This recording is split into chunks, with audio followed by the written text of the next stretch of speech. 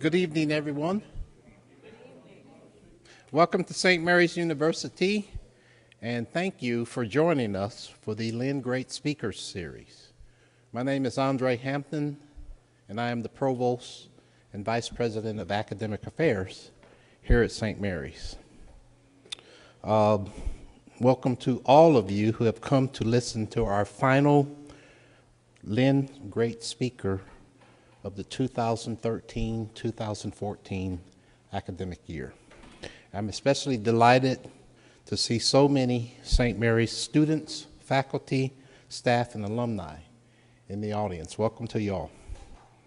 For those of you who do not know this, the Lynn Great Speaker Series began at St. Mary's in 1990 and is made possible by an endowment established in the memory of Shu Chi Lin by his widow, Mrs. Chang Lee Chow Lin, and his son, our alumnus, Vincent Lin, PhD.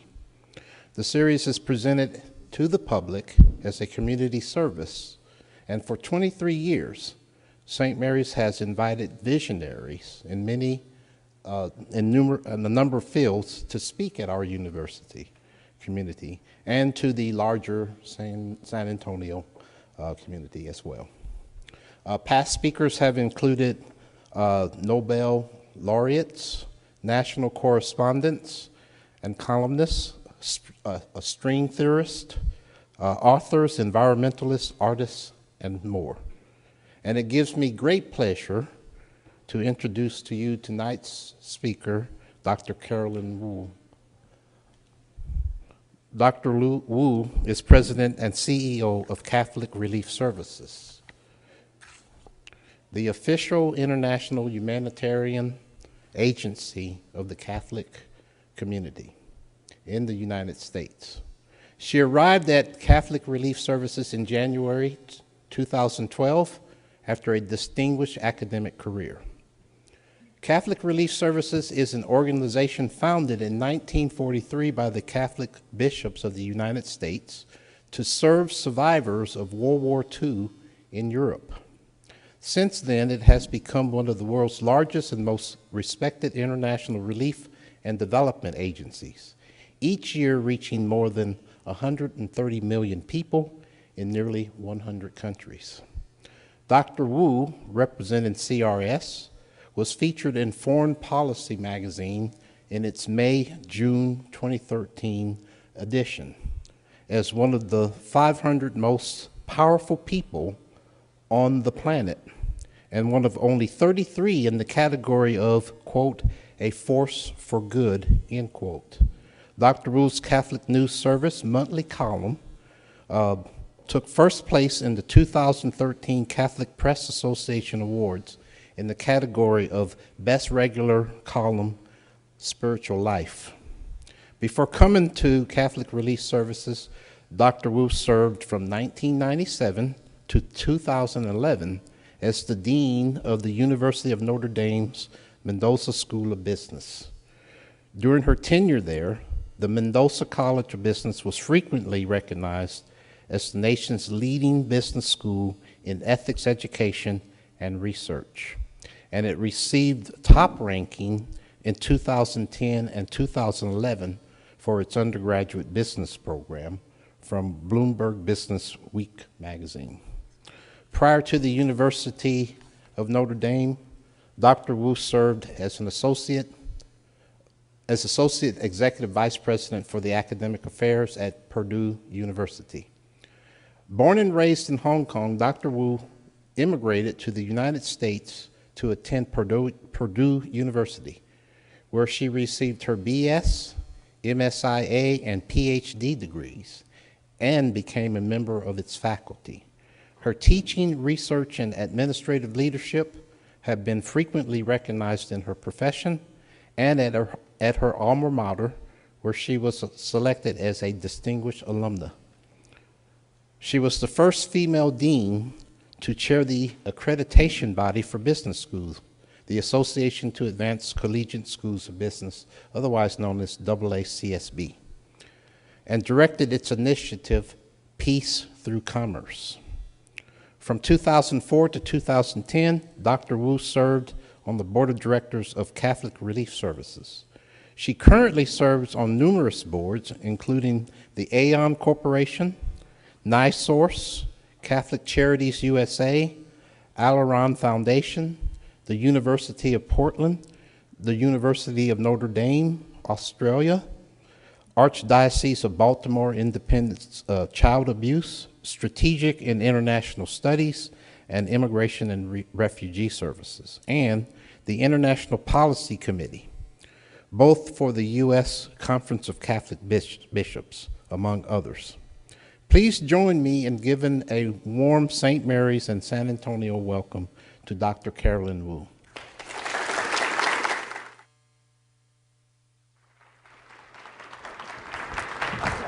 Thank you so much.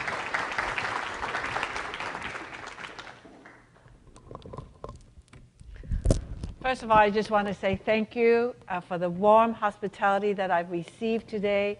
From the time we parked the car, we have Dr. Mengler coming out to the parking lot to welcome us. And then afterwards, everybody we met was just so full of hospitality, warmth, and sparkle with a tremendous sense of mission. I mean, it really shows the fidelity to the Catholic mission and the joy that comes from it. So I'm very humbled to be here and very privileged to have a chance to talk to you about Catholic Relief Services. You know, this picture actually is in our dining room because it gives us so much joy just to see people flourishing, life flourishing. And underneath it, you see Catholic Relief Services. There's just 3 words to describe us. This is actually part of our new, don't want to call it branding, but refresh of how do we want to articulate what we are committed to. Our old line was giving hope to a world in need, which is really what we believe in. We believe that our work is to bring Christ hope. We believe that Christ promises hope, but that he gave us a chance to help him deliver on that hope. But we thought it was, 20-some years old, and people just see the word hope all the time, and they may no longer just echo with it. So as an agency, we actually worked over 1.5 years to say, how do we want to describe ourselves? And there were just these 3 words that came about: faith, work, and results. Faith, action, and results. And faith and action, of course, our faith is not just a good sentiment. It's not just a set of suggestions from Christ. The Beatitudes is not just something nice and poetic. Christ's teachings are meant to be taken very seriously. And the faith in God always, and now Pope Francis reminds us, must be accompanied by action. And St. James, of course, said, if you run into someone in need, if you run into a person who does not have food, does not have shelter, it's not good enough just to say, oh, I'm so sorry, things will work out, have a better day tomorrow, and walk away. In fact, James said, faith without works is dead, all right? And so for us, our work emanate from our faith. The reason that we exist is because of our faith. But that faith calls us to take actions. And for all the resources that we have received, it's not enough just to take action, but it is very important that we generate real results, real outcomes that make people's lives better. So just a little bit, I think Andres already told you, we're 70 years old. We were started in World War II to bring refugees out of Europe and then out of Asia. We are the official arm of the U.S. Catholic Church. And so we were created actually by the Bishops' Conference to do this work. We in the USA is actually one of a family, a global church family of 164 member associations called Caritas Internationalis. There are about a total of over 180 countries in the world, I think. But in 164 countries, there's a Catholic operation, which usually is called Caritas, and then the country. So there's Caritas India, there's Caritas Pakistan, there's Caritas Sudan, there's Caritas Kenya. we would have been called Caritas USA, except that that name became more popular in the last 40 or 50 years. So we're part of this global church family. There are 163 others of us, and we work together in the world to bring God's love to people. And we work on the basis of need, not on the basis of creed. We're often in countries where there are no Catholics, but we serve because there is a need. And I think Pope Benedict reminded us that love can have no condition, right? So we're out there, we're working, and CRS has about 5,000 colleagues. 4,200 of them are in the field. And if you divide it by 100 countries on average, it's not a lot of people. It's only 40 plus per country. And we do work which is highly labor intensive. And the reason that we don't have a bigger group is that we work with a lot of partner organizations. In total, we work with over 1,000 partner organizations where the work is done. And half of those organizations are the Catholic Church. So everywhere we go, there's the Caritas of Sudan and so on. There's a Caritas organization at the country level and at the diocesan level. We also work with religious orders around the world. So it's really the global church at work. About 10 years ago, we also started a division within CRS, which is called U.S. Operations. And the role of U.S. Operations is not to deliver service. That is the role of Catholic Charities. And actually, our Constitution does not allow us to deliver service, social service in the United States. The reason we have U.S. Operations is so that we could assist the church in the work of catechesis, particularly helping parishes and dioceses, seminaries, Catholic high schools, Catholic universities, and so on, Catholic families, to understand what is Catholic social teaching, how do we bring it to life, and how can people be a part of that work? And also how that work is done in your name. And so actually people sometimes give us compliments about the work that CRS does. Actually that work is done in your name. It's done in the name of the U.S. Catholics. In a lot of places that we go to, people may not even be able to pronounce our names, but they would say, oh, these are the U.S. Catholics, right? So we are your face. We are your hands. We represent you. We represent your generosity. We represent your friendship to the rest of the world. So here just gives you a bit of a sense of the footprint of CRS. The colored areas are the areas where we work. And we don't always have offices every place we work. Sometimes we have a small office. Sometimes we have a big office. Sometimes we second our people inside our partners' offices. In total, we served in 90 to 100 countries. We're right now at 101. We come and go in a pretty fluid way, depending on the need. We divide ourselves into 8 regions. And you see in West Africa, there are actually 2 regions. The area is not very large, but we have 2 areas because we have a lot of work there, and that is a very, very challenging and difficult part of the world. In total, we serve between 100 to 130 million beneficiaries. Our budget run anywhere from about $700 million a year to $940 million a year, and we fluctuate a lot because of emergencies. Large emergencies like Haiti will change our budget by several $100 million. We started in emergency, which still accounts for 1/3 of our work.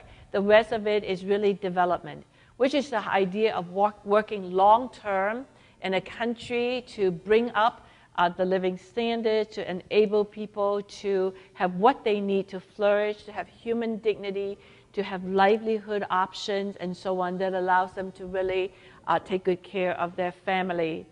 And very important, we are committed to a stewardship principle. We don't want any more than 10 cents of every dollar to go into overhead. And we've been running at about 6.5 to 7.5 cents per dollar in terms of our overhead costs. We are an agency actually which truly understands the value of a dollar. In March, at the beginning of Lent, I actually did a few talks actually to young children. I went to Catholic schools, talked to 1,000 kindergartners to 8th graders. I tried to talk to them about sort of what is the value of $1? And I use the example of a Happy Meal at McDonald's. A hamburger, fries, a drink is about $5. And I asked the children, $5, how many people can it feed for how long? Some of the countries that we work, $5 can feed a family of 5 for 1 week, right? And so we do really understand sort of how small amount of money actually can become very helpful.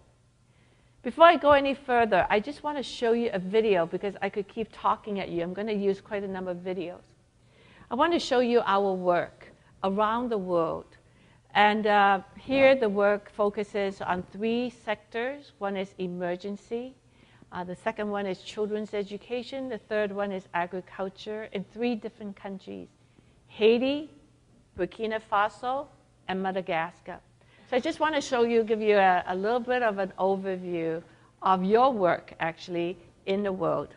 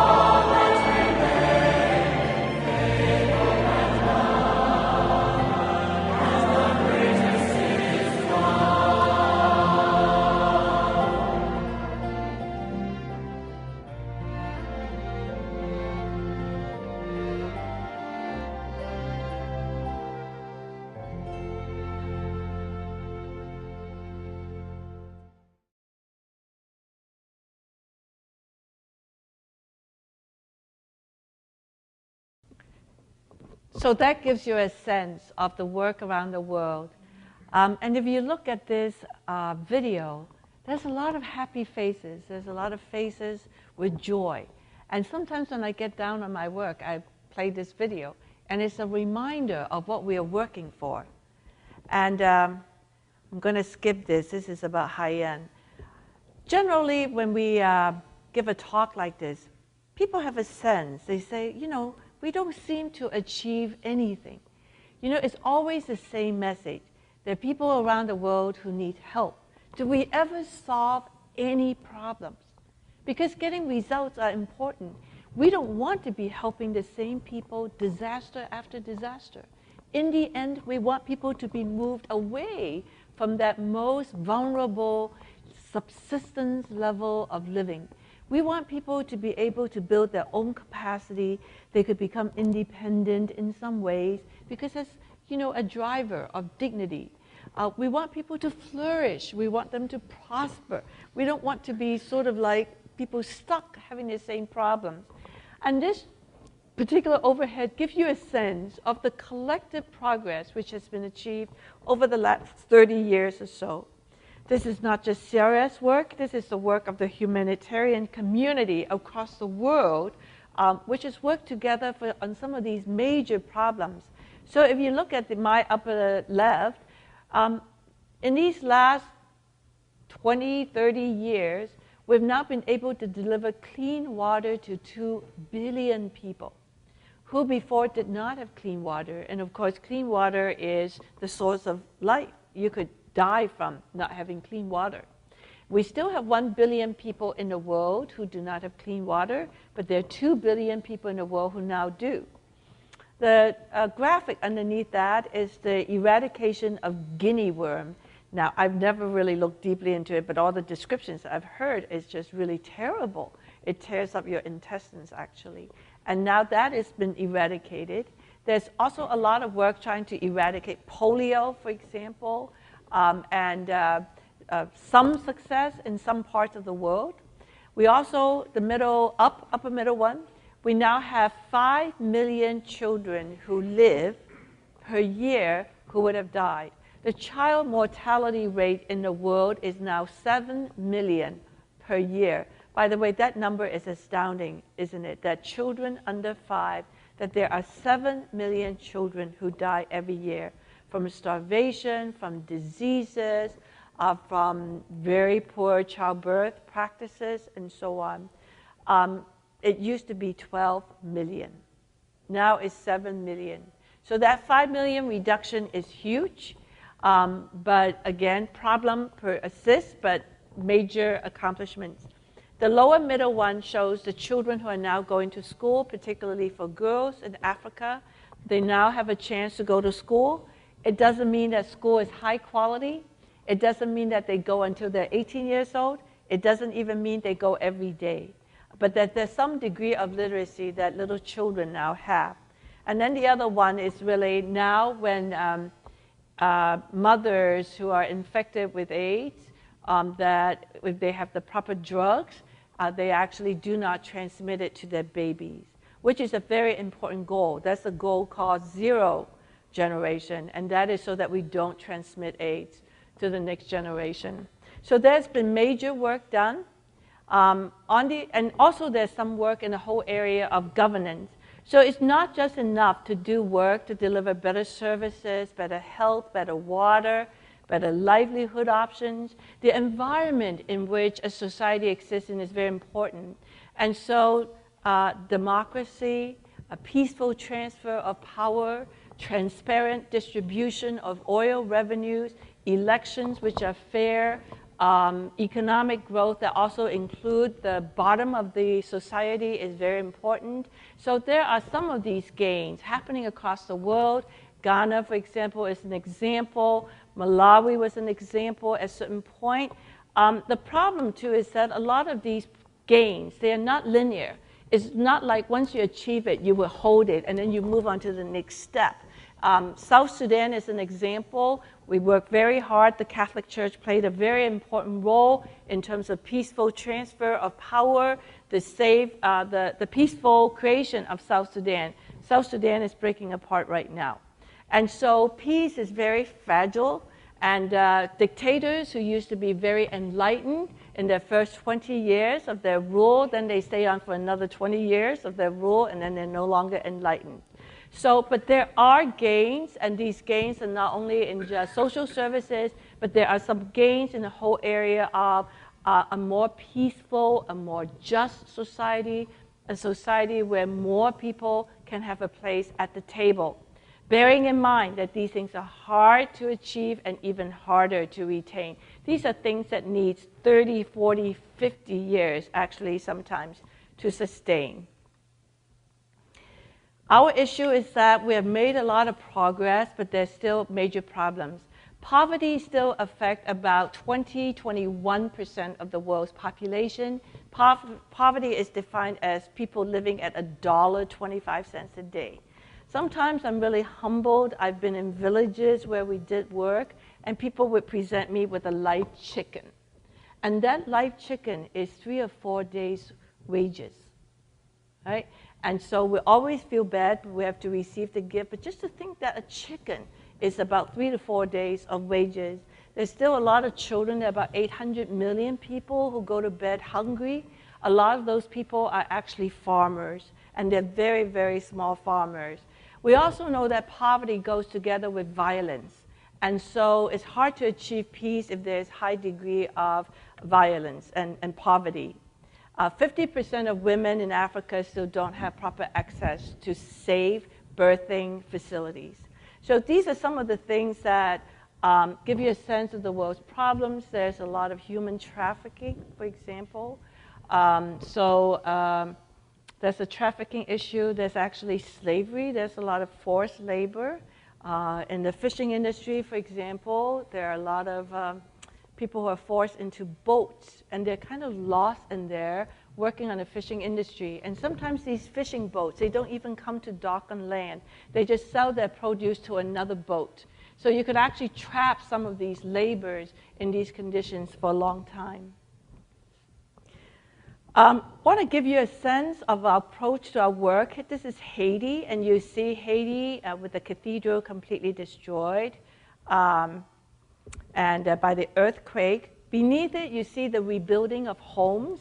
The rebuilding of homes is actually quite complicated. The reason is that a lot of times the people lost their homes, they don't have land titles.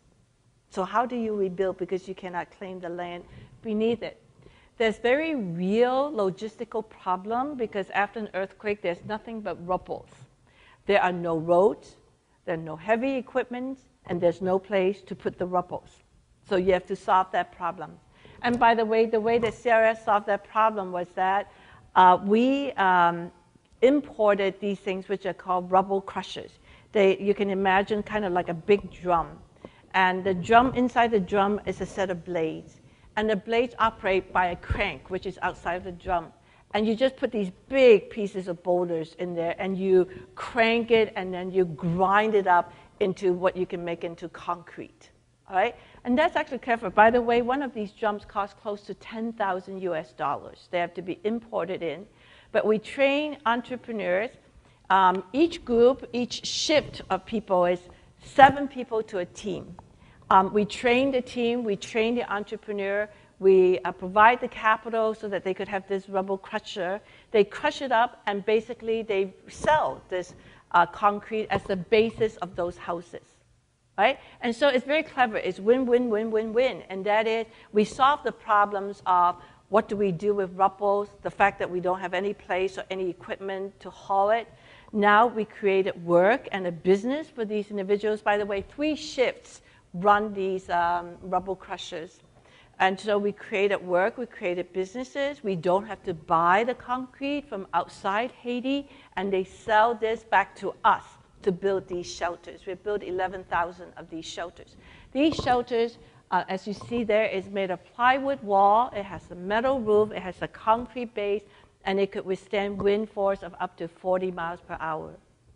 Another problem associated with shelters and neighborhood is that when you're in a camp, it's a terrible existence, but you don't have to worry about food, and you don't have to worry about making a living.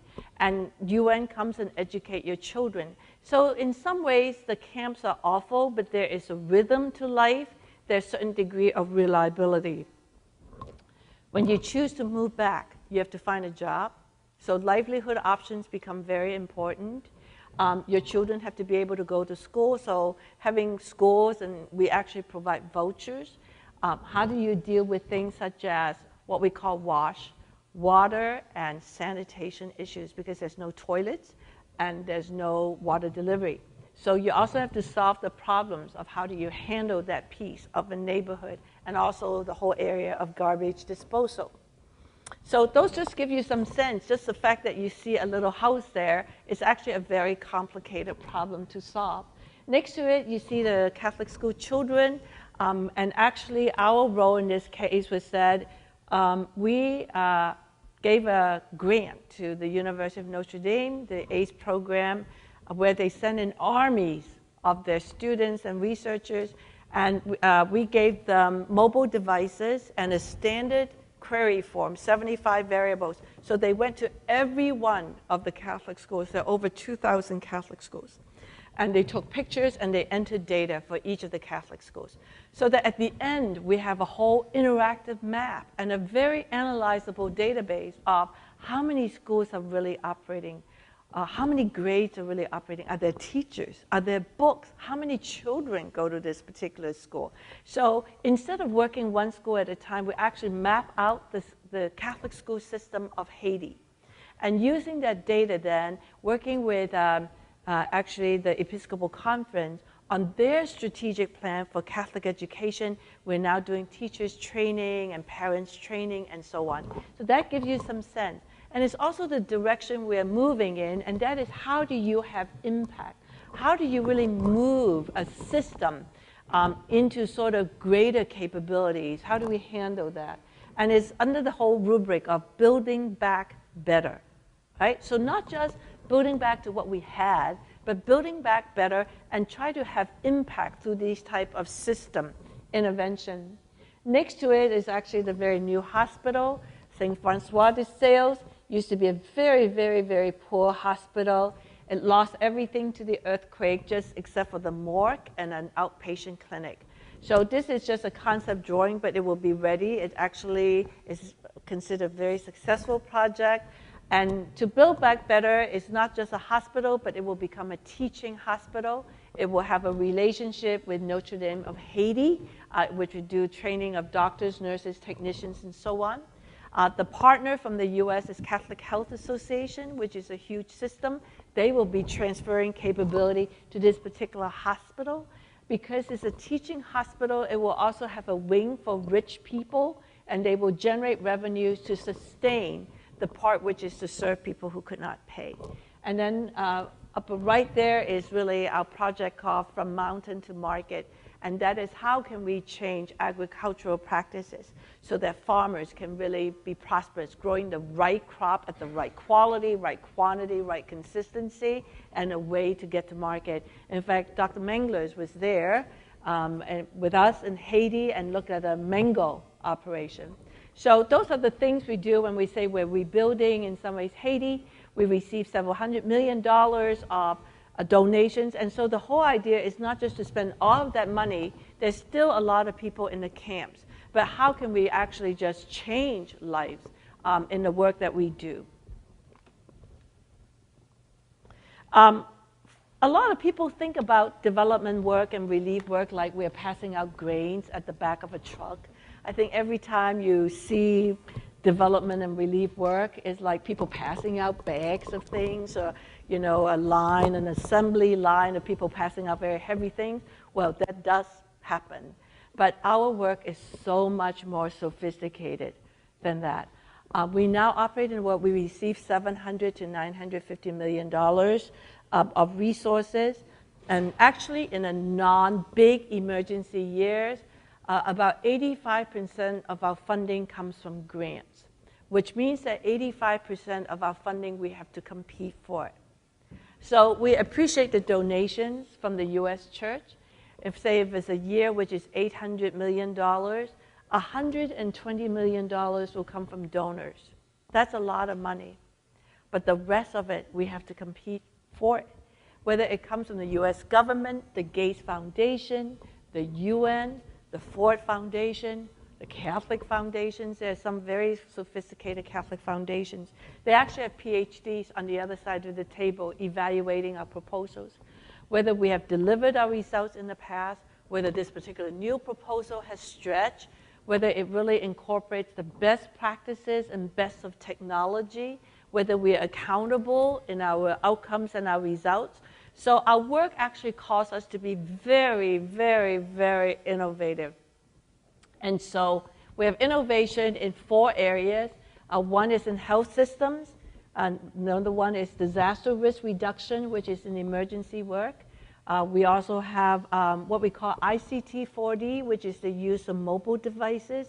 And finally, the whole area of how do we move farmers into prosperity. There are many stories to tell. I'm going to show you 2 videos because I think it comes to, it brings these things to life. The first thing I want to show you is our health systems work. And so in the year 2003 or so, President Bush created a program which is called PEPFAR, the President's Emergency Fund for AIDS Relief. President Bush recognized that millions of people were dying from AIDS. And so, by the way, this is his signature program. Whatever criticisms you've heard and, about President Bush, PEPFAR has been one of those which was unassailable contribution of his presidency. So he made a lot of money available for PEPFAR, and we, CRS, has not done a lot of work in that area at all, applied for that grant. We created a consortium, and we applied for that grant. And the purpose of that grant is to be able to deliver medicine to people who have AIDS. And sometimes they're in these countries where you cannot reach them. There are no roads. They're in villages. These medications are very sophisticated. How you take them, how do you store them? In addition to the fact that once you start people on that medication, they have to take it for the rest of their life. Another issue is that once they take that medication, they need to double the nutrition that they have. And they never had enough to start out with, and so how do you double it?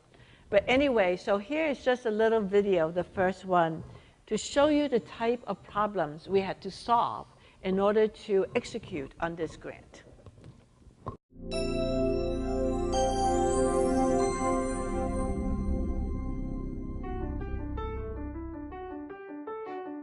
They said it couldn't be done. Providing AIDS relief, that is. More than 34 million people worldwide are living with HIV, and almost 70% of them are in sub-Saharan Africa. But in the last decade, powerful new medications have made it possible for people infected with HIV to live long, healthy lives. These medicines are part of what's called antiretroviral therapy, or ART. At first, medicine was very expensive and was only available in wealthy countries. In poorer countries, only 7 out of every 100 people who needed medicine could get it. The United States set out to change that with the President's Emergency Plan for AIDS Relief, otherwise known as PEPFAR. PEPFAR made money available to provide medicine and other HIV care to poor people in developing countries. Catholic Relief Services and our partners created a program called AIDS Relief. In 2003, AIDS Relief received one of the largest PEPFAR grants to provide HIV care in 10 countries. Our goal was to provide treatment to as many people as possible, as quickly as possible. They said it couldn't be done. They said there weren't enough doctors and nurses who knew how to treat HIV. So programs like AIDS Relief provided training to help medical providers become experts. They said it would be too difficult to deliver the medicines to people in villages and remote areas. So we helped build strong supply chains. They said rural villages are too far from hospitals and sick people couldn't get there. So we helped hospitals decentralize and create satellite clinics. They said many hospitals couldn't manage a complex health program. So we help provide strong organizations with good management, computerized records, and sound financial tracking. They said it would be too expensive to provide drugs to so many people. So we worked hard to keep costs low. They said people wouldn't understand how to take medicine properly. Our patients proved them wrong. Since the program began, AIDS Relief has provided more than 700,000 people with HIV care and treatment. That's enough people to fill Wrigley Field almost 17 times. AIDS Relief and PEPFAR proved that HIV treatment is possible anywhere in the world. And now we're turning it over to strong local organizations that will continue this life-saving work. They said it couldn't be done. What will we do next?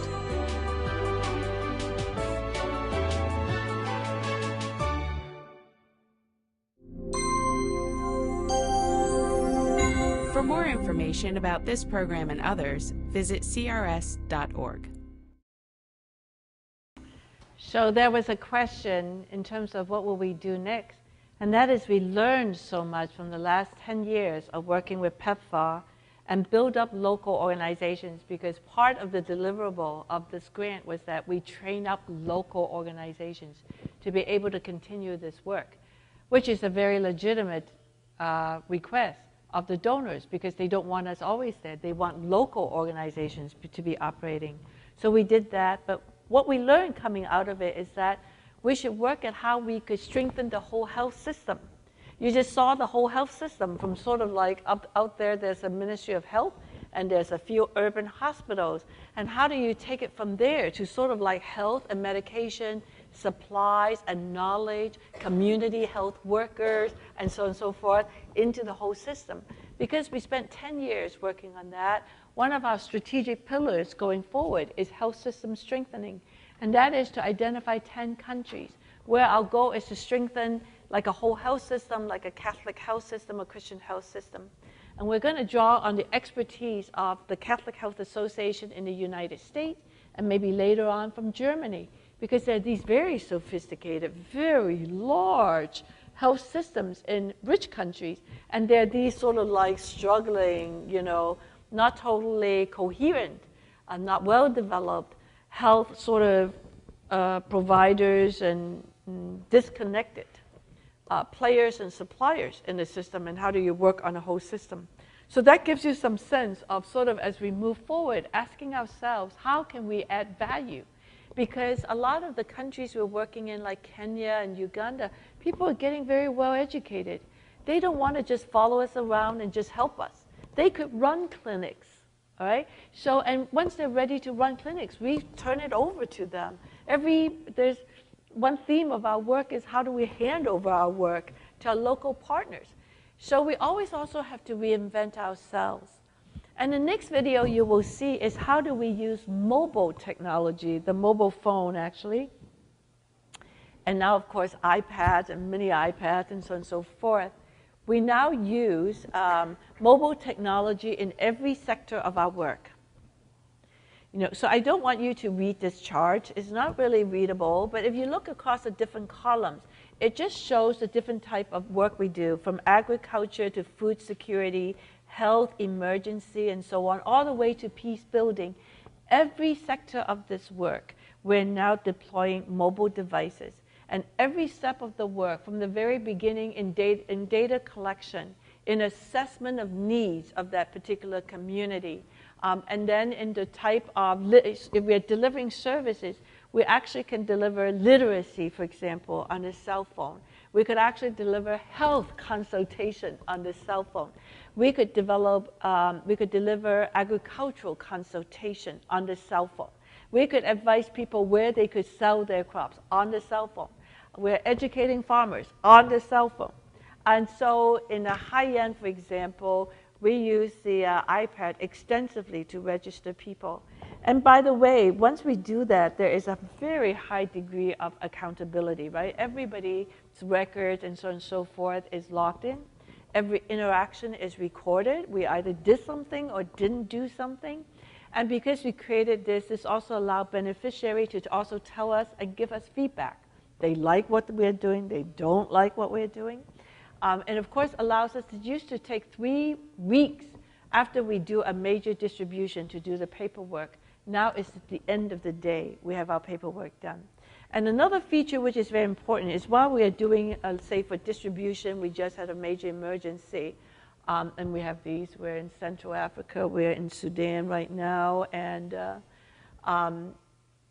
there's an Ebola outbreak, for example, in West Africa.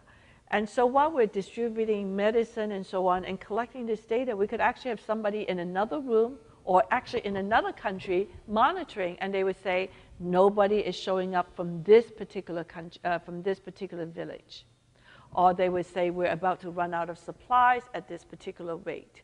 Or we noticed that only men are coming to collect this information or the cash vouchers and no women here. What is happening? So actually, we could be doing the tracking off-site, so off-site that it is in another country, feeding back to the project team, because some of these places, you can't send a lot of people there because they're not very safe, and sometimes it's very difficult to get visa. And sometimes well-trained people cannot get there fast enough. And so now it actually allows for remote intervention, real-time tracking and intervention. So I just want to show you a little video. By the way, before I say that, we just had a conference in Nairobi, our 6th, on the use of mobile technology. We call it ICT 4D, Information Communication Technology for Development. 6 years ago when we started it, there were probably 40-some attendees. This year, we geared up for 350 attendees. There were 390 attendees. There were 160 papers presented. And now it's not just CRS, but we work with all sorts. We work with Microsoft. We work with all sorts of vendors and our peers, the United Nations, the World Bank, the IMF, and so on, because you can imagine how sophisticated technology is. MasterCard, for example, the whole idea of delivering money electronically. It used to be in these countries we work in, we have to carry in cash, and there's a lot of security and danger issue. You could be hijacked, and then you carry your money in to do the distribution. Now you could use electronic cash. So I just want to show you a little video about that. This is just more about sort of how we use technology. How MEAL is monitoring, evaluation, accountability, and learning. So, because we're capturing so much data, it allows us to monitor and evaluate in real time. A lot of toolkits for people who work on the front line. Of course, a lot of knowledge exchange, whether it's we delivering knowledge to the beneficiaries, beneficiaries delivering knowledge to each other, and also a lot of the training and the learning from the experts. And finally, the ICT 4D curriculum, which is teaching people how to use it. By the way, the ideas are very simple. The technology actually is very well developed. But any one of you who has worked with organization and systems know this is very difficult. It's very difficult organizationally. It is not difficult technologically. But to get your whole organization to reorient so that your work is done this way is where the difficulty is.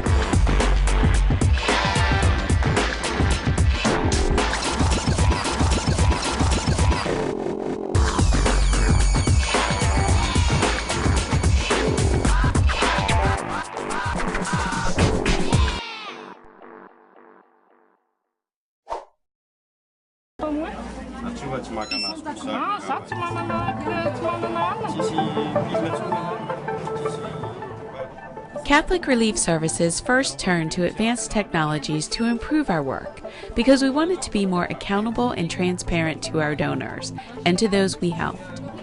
Over time, we realized that information and communication technologies not only helped us operate more effectively, but they were empowering the people we serve to become more independent, self-sufficient, and successful. We've since used technological solutions in a wide range of projects, from teaching women to read in Niger to boosting farmers' production in Colombia. At the heart of our work is accessibility, the accessibility that communities have to mobile technology. 96% of all people worldwide have access to a mobile device. 89% are in the developing world, with 63% in Africa. Mobile phones have become more affordable and commonplace, even in remote rural areas. Put into the hands of the poorest and most vulnerable, they've become crucial to improving lives. Using a simple cellular telephone, farmers can now access the latest market information to help them get a fair price for their crops. Cash for Work recipients can receive funds through mobile banking. And pregnant women can be monitored by phone, as in this CRS project in Uttar Pradesh, India. Here, community health workers communicate vital messages to expectant mothers in an area that has one of the highest mortality rates of infants and women in childbirth. It's so useful. There are some things that I didn't know about, and it helps me give the right advice. Thanks to the checklist, for the first time ever, I've been told what to eat and when to rest. Since 2007, our ICT4D programs have expanded and now cover all sectors and regions where we work. One of the primary factors driving us forward is the rapid rate of innovation. Every day, new applications of technology emerge, many from developing communities themselves, applications that improve their life and livelihoods.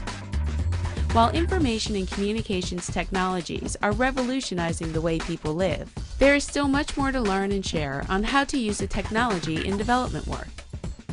CRS and its partners are committed to investing the necessary time and resources to build a future where technology is truly at the service of the poor. ICT4D, empowering those we serve.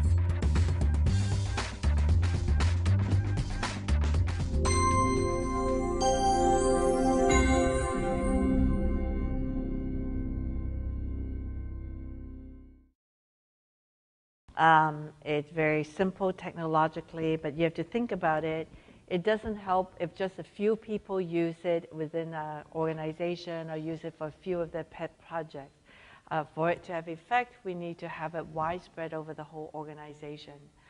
We need every step of the way to collect data and so on and so forth, which could really align with each other, that they could move from one stage to another stage, and so you cannot have disjointed systems behind the scene. There's also a lot of new development. There's a lot of new software, there's a lot of new apps, there's a lot of new hardware technology, but you can't keep on going and chase new things because then you become completely disjointed. And also, remember we work with these 1,100 partner organizations. We also have to train them. And in the process too, we have to resolve issues such as if you're out in the field, how do you deal with the issue of power? If you're in the middle of nowhere, how do you upload your data back to some central area, right? And also once you collect a lot of data, what do you do with it? And also to collect data, which is standardized. If you're doing a water project in Sudan, you want to collect the same information about a water project which is happening in India, for example. So, you know, a lot of the organizational challenges, but very fun, because I think in the end, humans are very smart. We're meant to solve those problems. And so, as we move forward, I just want to say there are really bold and wonderful commitments to deal with this issue of poverty. There's a lot of conversation about the post-2015 agenda, and here there's a lot of focus on the whole issue of reducing poverty, but also bringing about peace.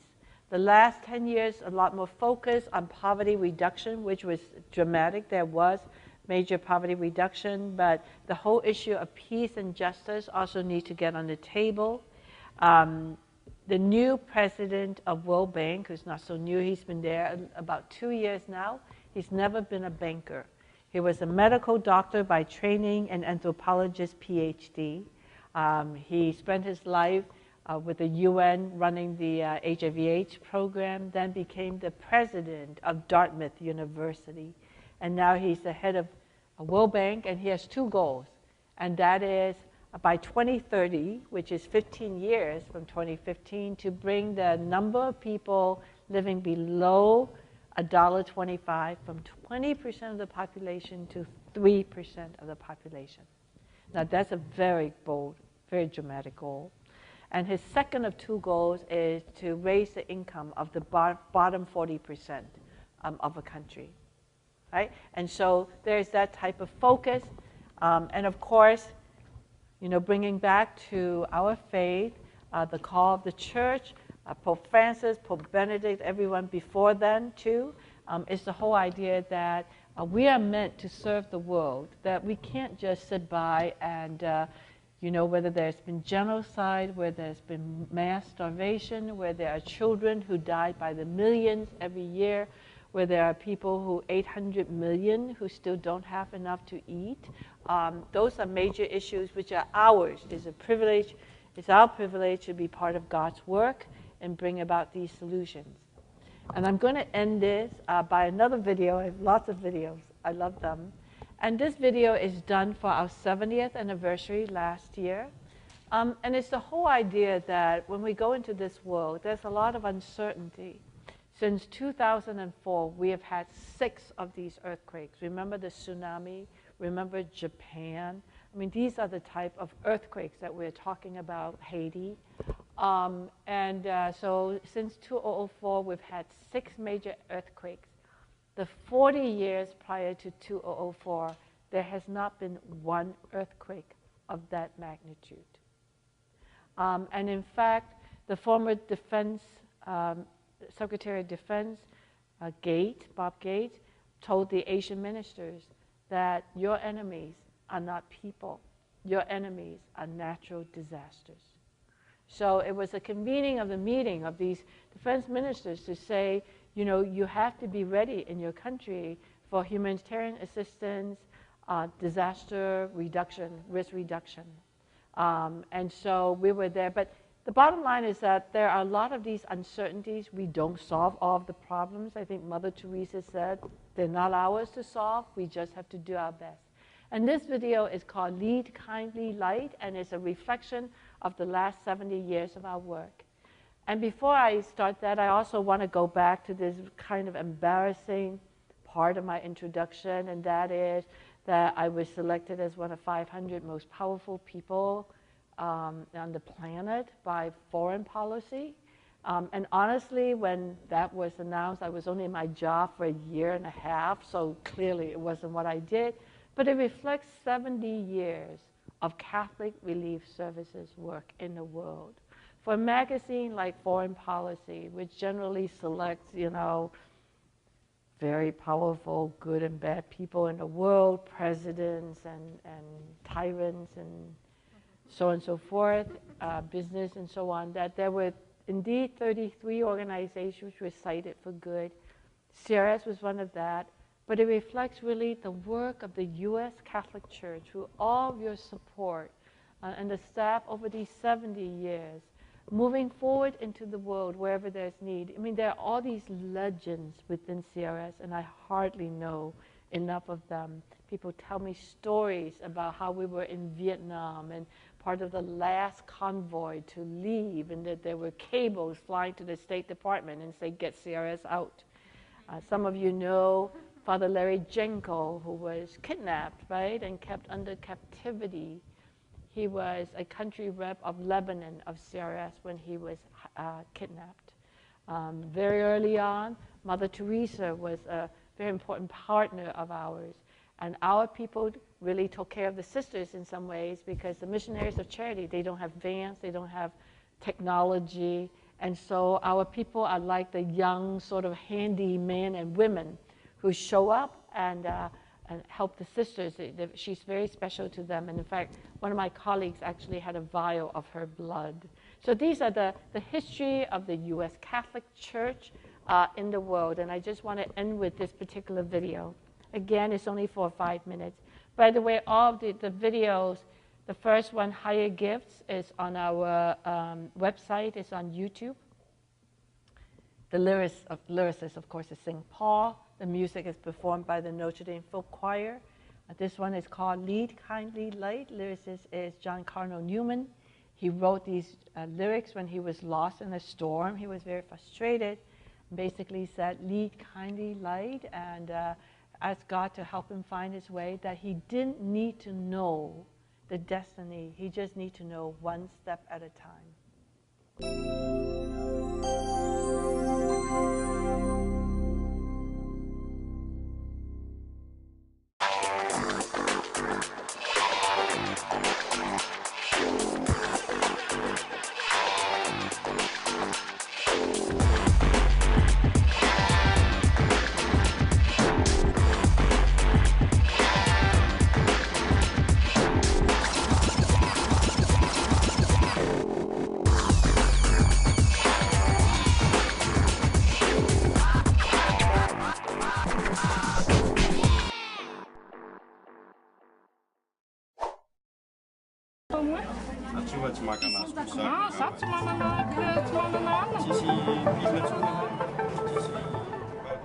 Catholic Relief Services first turned to advanced technologies to improve our work because we wanted to be more accountable and transparent to our donors and to those we helped.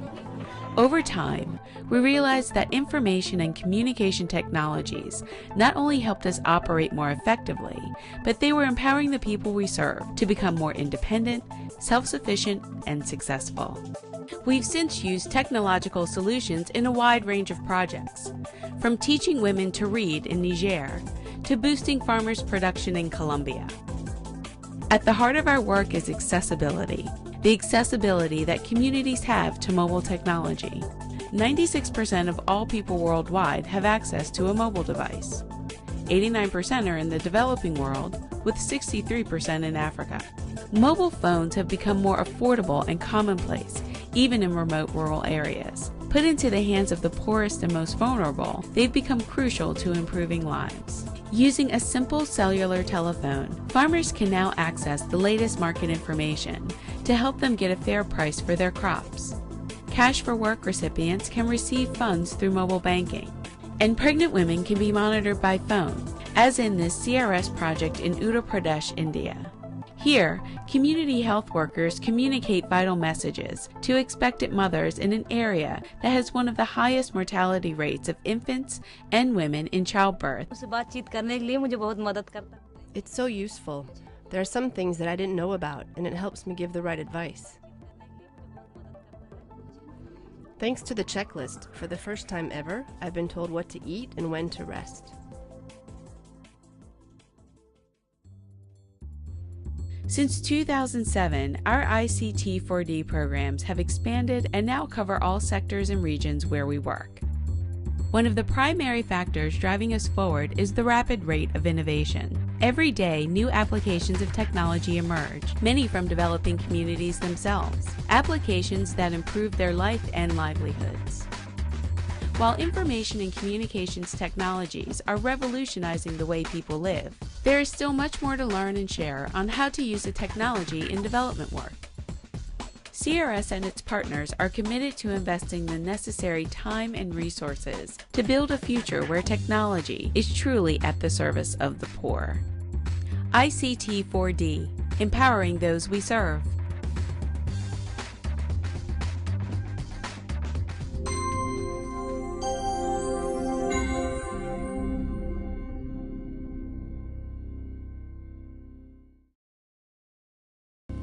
So we're done. I don't know whether you have any questions. I don't need to go up on stage. If you have questions, we could have a conversation. Can we bring the house lights up a bit?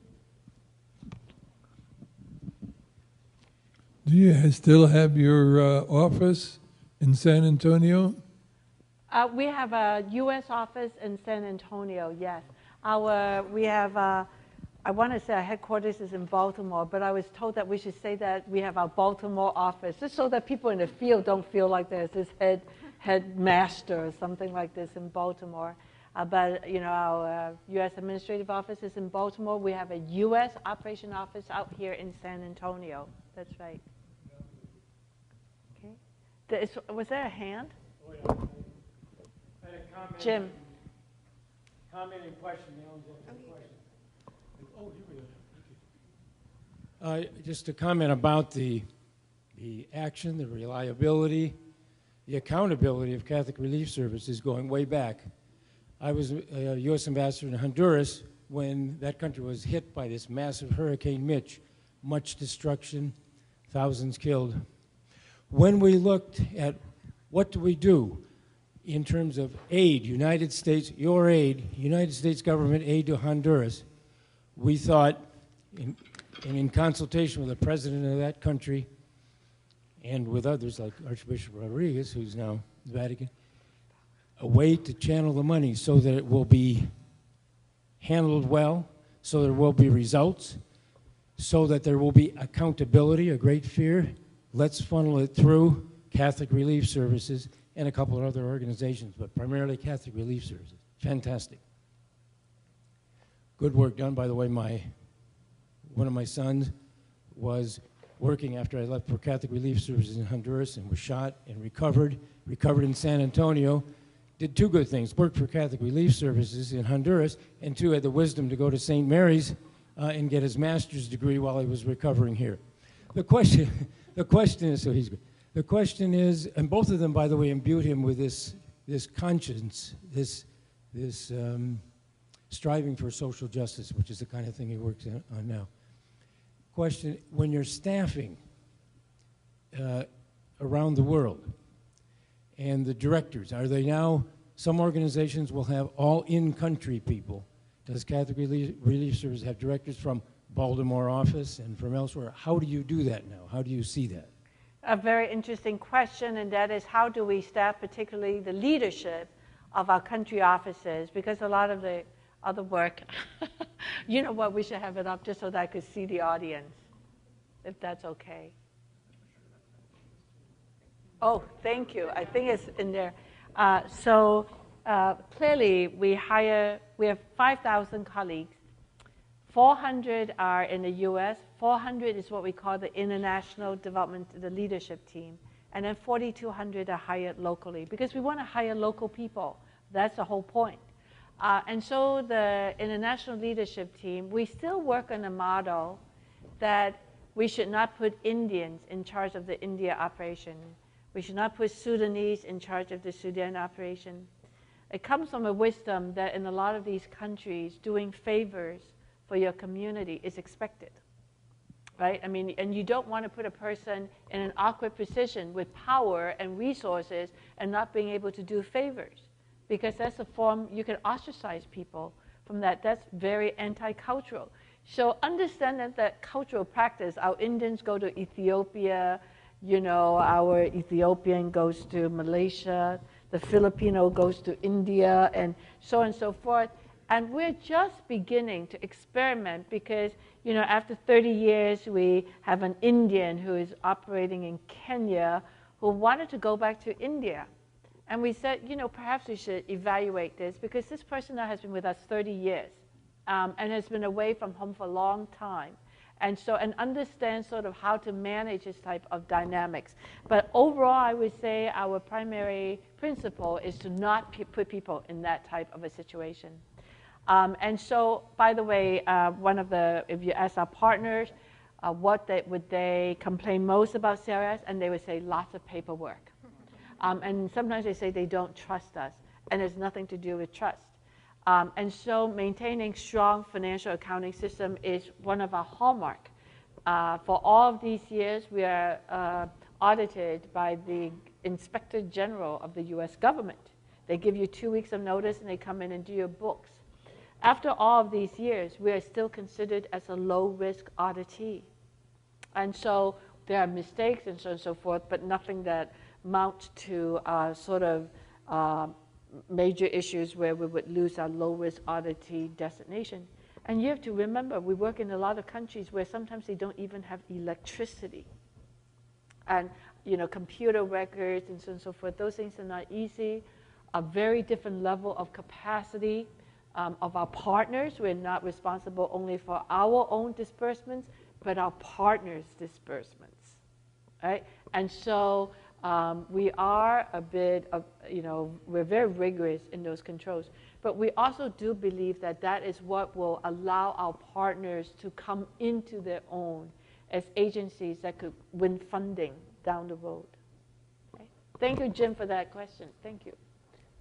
Are Catholic Relief Services located in areas that aren't accepting of Catholicism or Christianity? And if so, how do y'all deal with that? We're actually in a lot of places which are not accepting of Christianity. So during the tsunami, for example, in Indonesia, I was in Banda Aceh. There was one Catholic church there, and our Muslim staff cannot step into church with us. They could be killed. And so we operate in Afghanistan, and in Afghanistan, the way we go to church is that, you know, you go to church, there's a listing of mass schedule and so on. There's no listing of mass schedule. We just all know where to go. We go to the Italian embassy. And we also all know what the mass time is, because a lot of the UN personnel, they come in their flag jacket and and so on and so forth. We're all of a sudden clustered at the Italian embassy. A lot of the places that we work in are not Christian nations. Ethiopia is one of our biggest programs, and I think that the percentage of Catholics may be less than 2%, if that many. But you know, on the other hand, Catholic organizations tend to be very well-respected Catholic schools. So we go wherever there is a need, not because they are Catholic, but because we are Catholic. And that teaching of the Catholic Church is very clear. Even Pope Benedict says, love can have no condition. So people ask us, how do we evangelize? So the key really is, first of all, you have to respect other people's religion. That's the number one thing. The second thing is that they will know us by our action. And it's the whole idea of what is the Catholic faith? And the Catholic faith is lived out by the people who are there, by the way that we conduct ourselves, the way that we conduct our work, the way that we serve and treat beneficiaries. That's how people will know what our faith is by our work.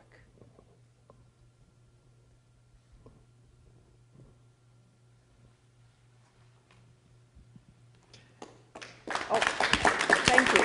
Yeah, he actually has one more question. Sorry about that, guys. And this is kind of jumping off the question that was just asked, but there's a lot of, I would imagine it's difficult to navigate political structures when coming into countries that are more hostile or maybe have a lot of conflict. Not necessarily just dealing with religion, just coming into a country and serving people. How do you guys navigate political structures? How do you guys deal with those things? How do you guys deal with those issues? So every country that we work in, we receive an invitation from the local Catholic Church, and we are approved by the local government. All right, so you want to have both of those. We are not political. We just work with where the needs are. We are also very respectful of the church relationship, the local church relationship with its local government and other faith leaders also. The last thing we want to do is to put our local hosts into a difficult situation.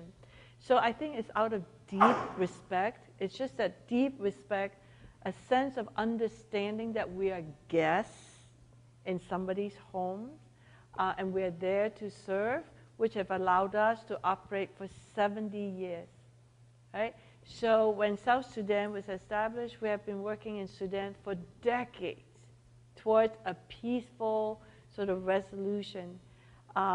Not many Catholics there, but we work with the Catholic Church there, and I think that the agency feels very proud. I came in after all that body of work to be able to help foster the peaceful establishment, transfer of power. So we say, how do we handle that? Is extraordinary deep sense of respect. And I would say our staff across the world, that's part of the maturity and the sensitivity you have. We select people very carefully, particularly those who we eventually grow and mature into our core of the 400 leaders in the world. So I think I'm done. But before you clap for me, just remember that this is not about Catholic Relief Services. This is about the U.S. Catholic Church in the world. And that this body of work actually reflects, they would say, these are the U.S. Catholics. So it's really about you, your faces, your hands, your feet, whatever it is, out in the world, just stepping up when people are in the middle of misery. Thank you very much. Thank you.